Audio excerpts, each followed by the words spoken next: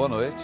No Globo Repórter de hoje, vamos conhecer o país da precisão, da organização e das magníficas paisagens. O que você nos conta deste lugar, Glória Maria? Bem, boa noite, Sérgio. Boa noite a todos. A Suíça é tudo isso e muito mais.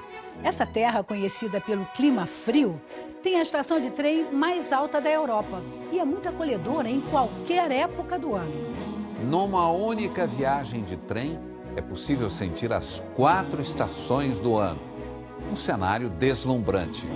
A Suíça é também o país das tentações.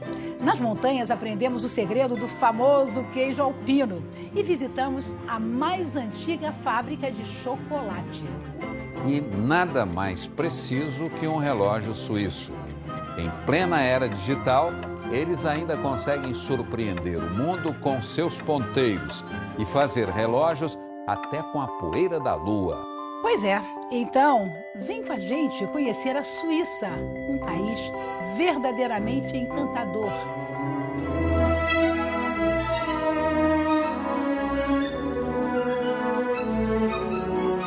Beleza e organização. Na Suíça, tudo funciona como a engrenagem delicada e perfeita de um relógio.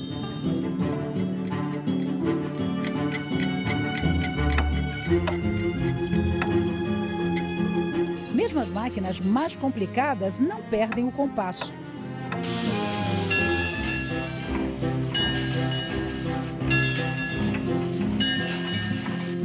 Tudo parece feito no mesmo padrão. Os telhados do mesmo jeito e sempre uma torre de igreja no horizonte. Aqui, até a natureza tem um desenho perfeito. Os lagos abraçam uma cidade. Montanhas que lembram um quadro. O branco da neve sempre em harmonia com o verde.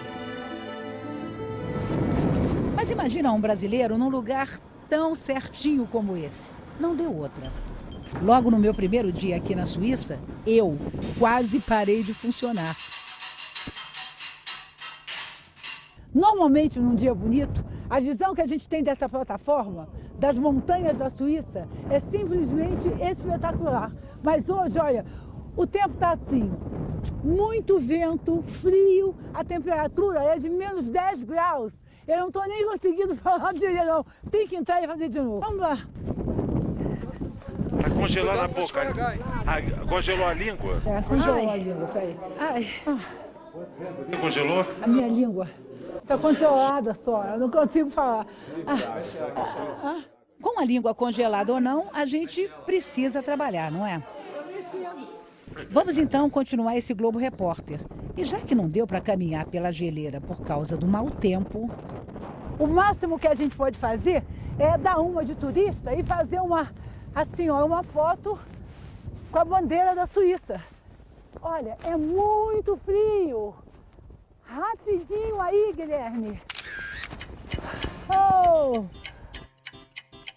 O símbolo do país está nas ruas. De todos os jeitos. De todas as formas. Em cada torre de igreja. Ditando o ritmo de vida de quem mora num lugar de paz.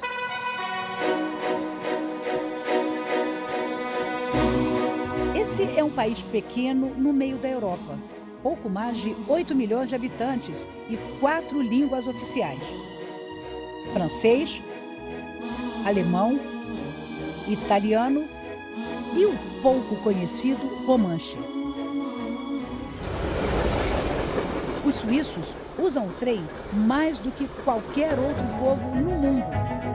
Cada pessoa viaja em média por ano mais de 2.200 quilômetros. Então, se estamos aqui, vamos fazer como eles. Mesmo que o nosso objetivo seja subir muito.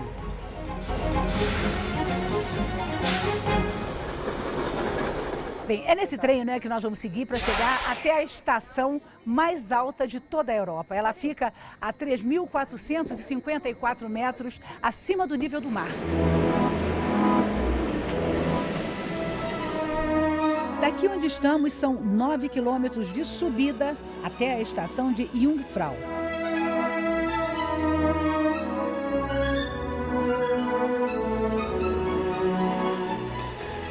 E não é por acaso que a turista chinesa se surpreende com o que vê.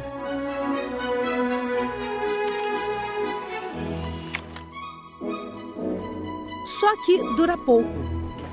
A ferrovia corta as montanhas e os trens passam por túneis que parecem intermináveis.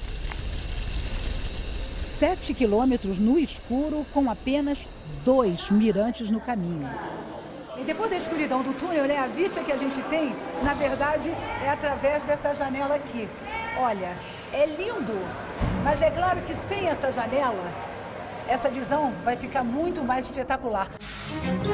A ferrovia que sobe os Alpes é considerada uma obra-prima da engenharia e levou 16 anos para ficar pronta. Ela foi aberta em 1912. Imagina o trabalho que deve ter sido construir uma obra dessas 100 anos atrás. Agora nós estamos a 3.454 metros acima do nível do mar. Esse elevador é considerado o mais rápido da Suíça. Ele vai nos levar até o observatório da estação mais alta da Europa em 27 segundos. Vamos ver, 27 segundos até chegar lá em cima. Tá subindo. Vamos contar. 1, 2, 3, 4. Uau, parece que o ouvido da gente vai explodir. É uma sensação muito estranha. Chegamos. É rápido mesmo. Aqui desse observatório, a visão que a gente tem dos Alpes suíços é essa. Olha.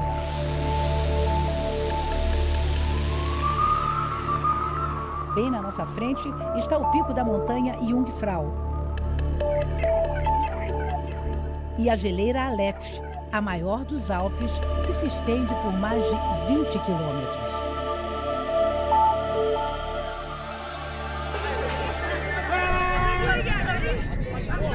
Bem, num lugar como esse, né, é claro que tudo é motivo de festa. Daí, esses rapazes resolveram brincar de tirar a camisa. Só que a temperatura agora é simplesmente 3 graus. Imagina, eu estou quase congelando.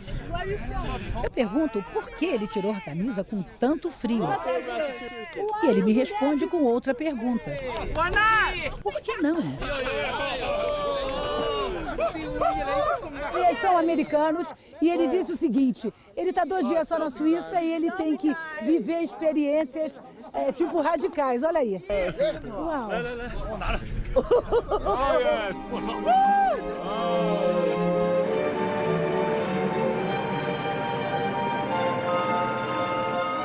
Aqui parece mais natural sentir a passagem do tempo marcada pelos relógios.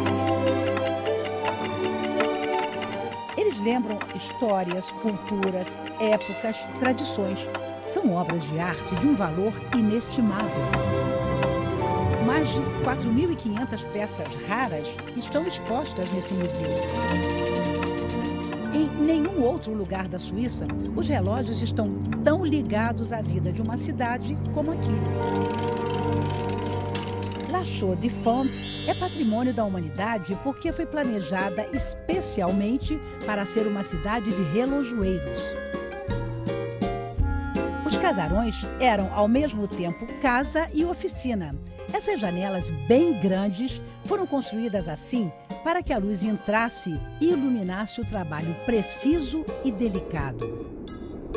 Ainda hoje, a Suíça é a maior exportadora de relógios do mundo. A arte do relógio suíço já é conhecida e conquistou o mundo inteiro. Daí, hoje, o grande desafio aqui é a criatividade. Por isso estão sendo produzidos relógios especialíssimos. Esse, por exemplo, foi feito, olha, com pedaços da lava de um vulcão. Esse outro aqui foi produzido com o cobre derretido da Estátua da Liberdade. Lembra quando ela foi restaurada? Então eles pegaram pedaços, derreteram e produziram esse relógio aqui. Esse outro é um relógio único. Ele foi feito com material que foi retirado do Titanic, aquele navio que naufragou. O aço foi derretido, pedaços de aço, e eles produziram esse relógio. É incrível. Agora, o mais precioso de todos é esse aqui. Esse relógio foi feito com a poeira da Lua, a poeira lunar, e com pedaços derretidos também da nave espacial Apollo 11, que foi a primeira a pousar na Lua. Agora, é claro que isso tem um preço. Esse relógio custa o equivalente a R$500 mil. Esses materiais exclusivos foram comprados em leilões. Cada relógio levou em média 2 anos para ficar pronto. O diretor explica que esse tipo de relógio é principalmente para colecionadores. É como trazer no pulso um pedaço de história.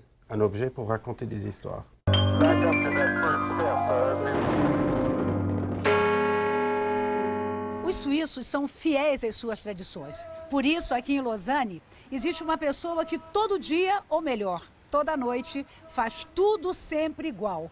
É o vigia noturno da Catedral da cidade. Ele sempre anuncia as horas assim. São 10 da noite. É como voltar no tempo mais de 600 anos. De lanterna na mão, vai aos 4 cantos da torre. De hora em hora, o vigia repete o mesmo ritual. Era assim que no passado os moradores de Lausanne ficavam sabendo das horas. A Catedral de Notre-Dame, que preserva essa tradição, fica no coração da parte medieval da cidade de Lausanne. Ela foi construída pelos católicos, mas virou protestante depois da reforma religiosa do século XVI. Simon me mostra a torre onde trabalha. Pergunto por que um jovem de 25 anos decide passar as madrugadas sozinho numa igreja. Ele diz que, apesar de jovem, já aproveitou bastante a vida, as baladas, e que acha esse trabalho maravilhoso e que se sente feliz por poder ajudar a manter uma tradição. O trabalho dele é tão diferente que desperta curiosidade.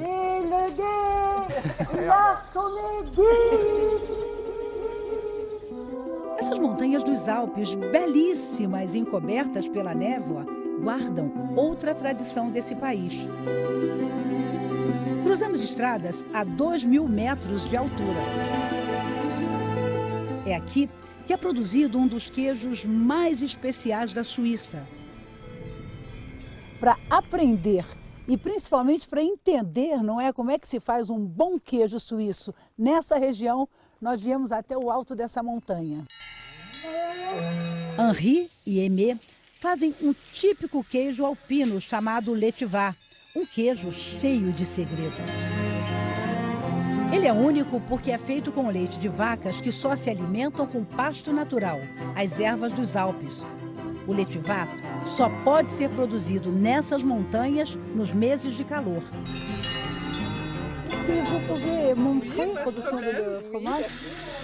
O leite orgânico, fresquinho, vai para o caldeirão no fogo a lenha.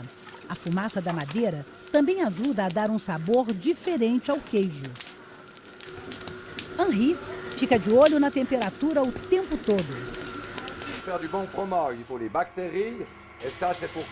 Ele está dizendo o seguinte, que também é fundamental para fazer um bom queijo, é que você tenha uma boa bactéria para fazer com que o leite coagule. E é isso que ela está fazendo agora. Ela já está preparando a bactéria para o queijo que vai ser produzido amanhã. Henri aprendeu a fazer queijo com o pai, quando ainda era um menino. É a 10ª geração da família que produz o Letivá. Com esse instrumento muito antigo chamado harpa, ele quebra a massa em pedaços bem pequenos e vai testando o ponto. depois de mais de 5 horas de trabalho, ele está me dando esse pedacinho de queijo para eu provar. Eu nunca provei um queijo assim, deixa eu ver. Ça n'a pas de goût maintenant. Eu ia dizer. É assim, esse queijo não tem gosto nenhum. Ele está dizendo que agora é preciso ainda 5 meses para que ele possa fermentar e depois ainda vai acontecer a colocação do sal. Aí sim ele vai passar a ser um queijo saboroso. Por enquanto, olha, a verdade é que é o seguinte, não tem gosto nenhum, é a coisa mais sem graça que eu já provei. Oh, oui, c'est bien, merci. Ah, Oui, c'est bien, não tem gosto nenhum. Todos os dias, eles fazem 40 quilos de queijo. Tudo é anotado e controlado. Cada queijo que eles produzem, né, tem essa etiquetazinha. As letras significam o nome dos produtores. Aqui está, ó, HDA é o Henri Daniel e a Aimé. E esse número 113 corresponde à quantidade, ao número de queijos que eles já produziram nessa temporada. Depois de acompanhar todo esse processo, né, de produção desse queijo, é claro, né, que nós somos convidados para provar o queijo de Etivar, né? Vous avez un fromage de 2014 et là un fromage de 2013. Bom, ele está dizendo o seguinte, que esse queijo aqui foi produzido em 2014 e esse aqui em 2013. Os dois são deliciosos, mas ele disse que é melhor começar por esse aqui para a gente poder ver a diferença do sabor, né? É bom mesmo. É completamente diferente de todos os queijos que eu já comi até hoje, mas é muito bom. É forte, mas é bom. Il est fort? Oui, il est fort. Ouais. Encore? Oui. Ela disse que esse aqui é mais forte ainda.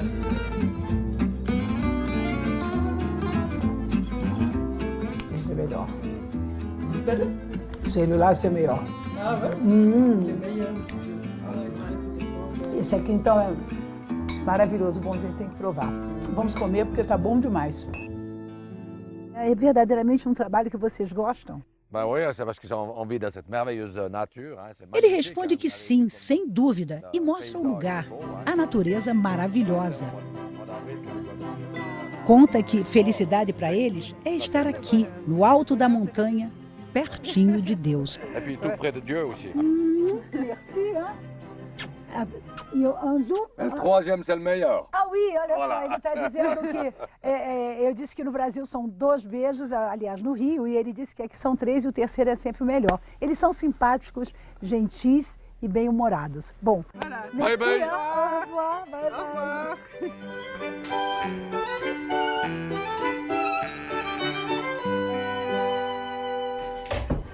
Um jardim botânico nas alturas, flores e muito verde a quase 2.000 metros num cenário de verão. E vivemos também outra experiência, entrar num palácio de gelo. Não saia daí, hein? Nós voltamos já já. É daqui a pouco.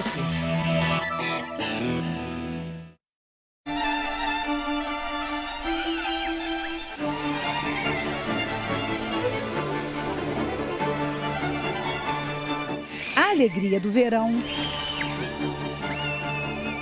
as cores da primavera, a imponência do inverno, a beleza do outono. Viajar pela Suíça pode ser também a experiência de passar pelas 4 estações do ano em poucos dias. Num país onde as temperaturas chegam a 30 graus abaixo de zero, o sol é uma espécie de celebração da vida. Os suíços vão para as ruas, invadem os parques, aproveitam os espaços públicos. Para eles, uma temperatura de 17 graus é uma festa. Num país que não tem mar, praia pode ser na beira do rio. E nem é preciso muito esforço para nadar, é só se soltar na correnteza.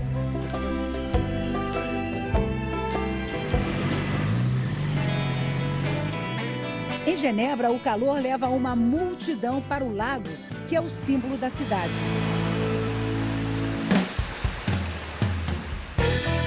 A praia aqui é artificial. No lugar da areia, cimento e pedra. Em compensação, a água é limpíssima. Dá para se jogar sem medo.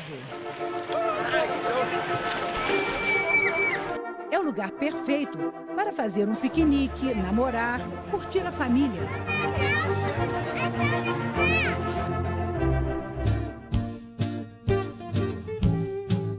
Genebra fica na parte suíça que fala francês. Oh, como c'est beau! Mas a língua mais comum aqui é o alemão. E é na parte alemã, bem no coração do país, que embarcamos em uma viagem para as alturas. Nós vamos viajar nesse trem até o topo de uma montanha. São mais ou menos 1.967 metros de altura para conhecer o Jardim Botânico dos Alpes. A viagem dura mais ou menos 1 hora. A subida é bem devagar, sem pressa.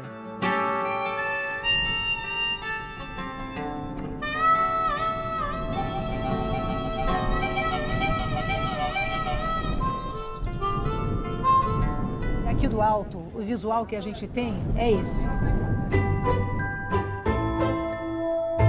Nas montanhas, lá no fundo, a neve é eterna. Mas aqui perto, a primavera mostra suas cores, no azul do céu, no verde dos pinheiros. O trem nos deixa bem no portão do Alpengarten. Mas ainda temos uma boa caminhada pela frente. Aqui é o Jardim Botânico dos Alpes Suíços. São 650 espécies da flora alpina. É um lugar tão único, tão surpreendente, que a sensação que a gente tem é de estar descobrindo um pedaço do paraíso. Pequenas trilhas cortam a imensa área de quase 8.000 metros quadrados. O que no passado era pasto para o gado, hoje é um enorme jardim com flores de várias regiões do país. Flores de cores fortes, de diferentes tons. Elas são belas e resistem bem ao clima. As temperaturas aqui são muito baixas no inverno e ainda tem esse vento forte que não para de soprar. O jardim tem lugares como esse, cheios de paz. Aqui dá para ficar curtindo o calor da primavera com o inverno bem ali, na nossa frente. Aliás, na Suíça, em qualquer estação do ano, o frio e a neve estão quase sempre presentes. Agora, por exemplo, vamos entrar literalmente numa fria. Esse Palácio de Gelo fica dentro de uma das montanhas da Suíça. Ele foi criado mais ou menos 80 anos atrás. É um lugar incrível. Aqui dentro, a temperatura sempre é de menos 3 ou 4 graus. É frio mesmo. O Palácio de Gelo é cheio de pequenas fendas, de lugares estreitos. Caramba, o negócio não acaba. Ai, ai. É preciso caminhar com muito cuidado. Vem! Ai, gente, tem um labirinto. Ai, ai, mamãe. Ai. Acaba aqui, vem, vem, vem. Olha aqui. Deixa eu... No final do labirinto, descobrimos dezenas de esculturas de gelo que brincam com nossa imaginação. Mas identificar animais que gostam do frio é fácil. A caverna começou a ser escavada por guias das montanhas em 1934 e virou uma atração. Mais ou menos 5.000 pessoas visitam esse palácio por dia. Daí, o calor provocado pelo corpo delas faz com que o gelo, olha, comece a derreter. Por isso, esse palácio se movimenta a mais ou menos 15 centímetros por ano. Tem que ter uma manutenção assim permanente. Apesar de receber muita gente todos os anos, essa região dos Alpes ainda é um lugar perfeito para quem quer encontrar tranquilidade perto da natureza.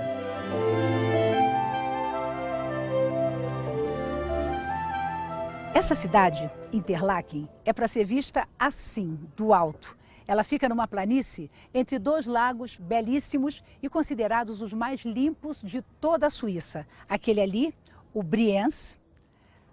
Aí a gente vê aqui no meio, olha, a cidade. E do outro lado, ali, olha, o Lago Thun. Interlaken também ficou conhecida por ser cercada por montanhas deslumbrantes como estas.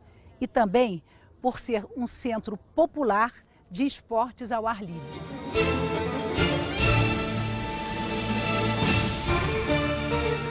A adrenalina dos esportes radicais é um grande contraste com a calma de uma cidade de pouco mais de 5.000 habitantes.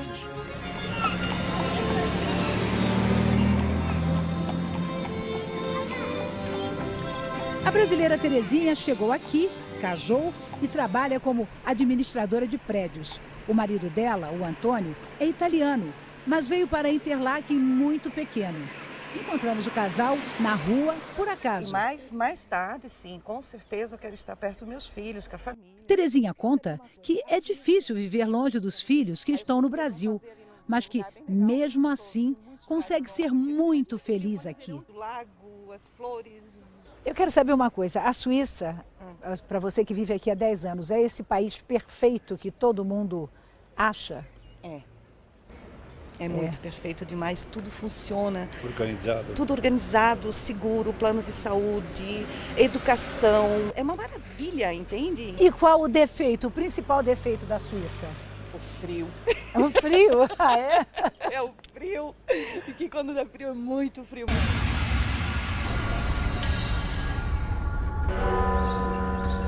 Chur é a cidade mais antiga da Suíça. É daqui que partimos para conhecer um dos mais belos cenários dos Alpes.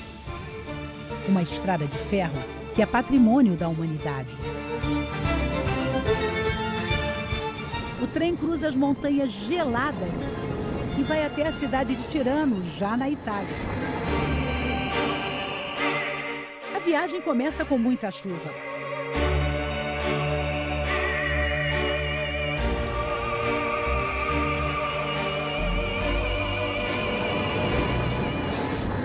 Agora nós começamos a atravessar a parte mais bonita dessa ferrovia. É o trecho entre o Vale Albula e a cadeia dos Alpes Bernina.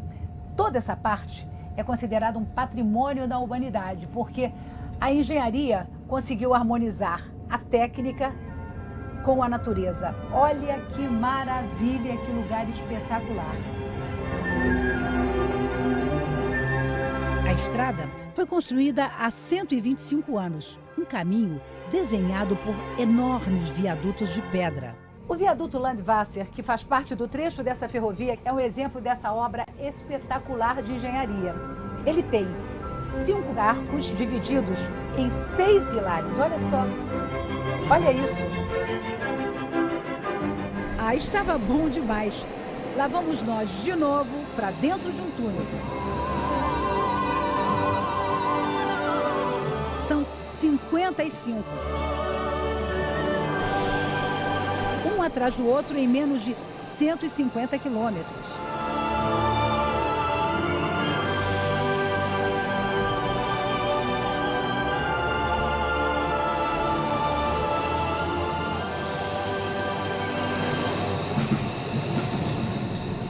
Esse lago belíssimo aqui na nossa frente é o Lago Bianco. Ele é formado pela água que desce dos Alpes. Olha aqui na nossa frente as montanhas, ainda com neve.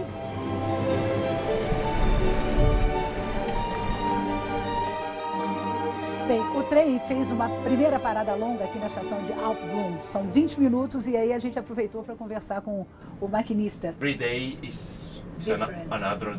Ele se chama Patrick e faz essa viagem mais ou menos 50 vezes por ano e garante: o trabalho não é monótono não, porque a paisagem é belíssima e muda, dependendo das estações.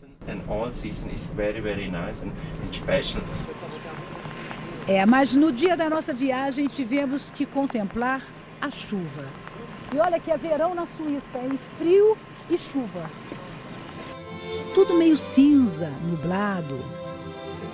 Mas essas imagens aéreas feitas num outro dia mostram toda a beleza dessa estrada com tempo bom. Dá para perceber a união perfeita entre a natureza e o trabalho do homem.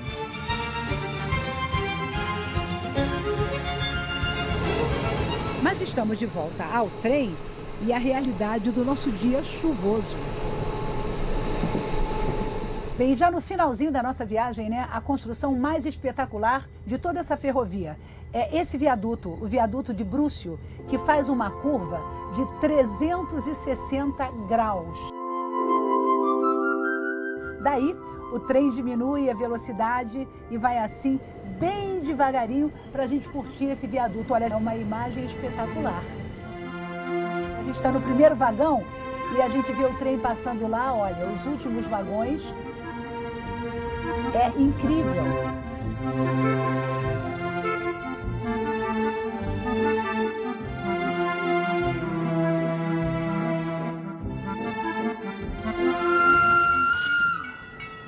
A viagem termina e já na plataforma conhecemos outro brasileiro, ou quase. Esse é metade suíço e metade brasileiro. O Hans, ou Henrique, como ele é chamado no Brasil, é controlador de bilhetes dos trens. Ele passa 6 meses trabalhando aqui na Suíça e depois vai gastar o dinheiro se divertindo com a mulher que mora no Rio. Você que passa 6 meses no Brasil e 6 na Suíça, quais são as principais diferenças entre esses dois países? O caos, um pouquinho. Às vezes a Suíça é organizado, mas às vezes demais. Então, até o último momento está organizado. E no Brasil é quase o contrário. Acho que é melhor ser a umidade dos dois países juntos. Menos caos no Brasil, mais organizado. Suíça, mais organizado. Eu pego as boas coisas dos dois lados. Onde você é mais feliz? No Brasil ou na Suíça?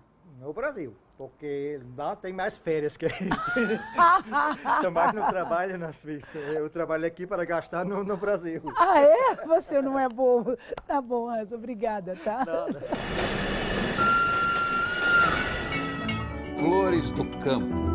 Você colhe as preferidas e na hora de pagar basta colocar o dinheiro num cofrinho e ninguém dá calote. Mas, Glória, este país não tem pecados? Bom, claro que tem, não é? E tem cada tentação, Sérgio. Você pode imaginar o que sente o visitante que consegue entrar na mais antiga fábrica de chocolate suíço? Você vai com a gente, hein? Já, já.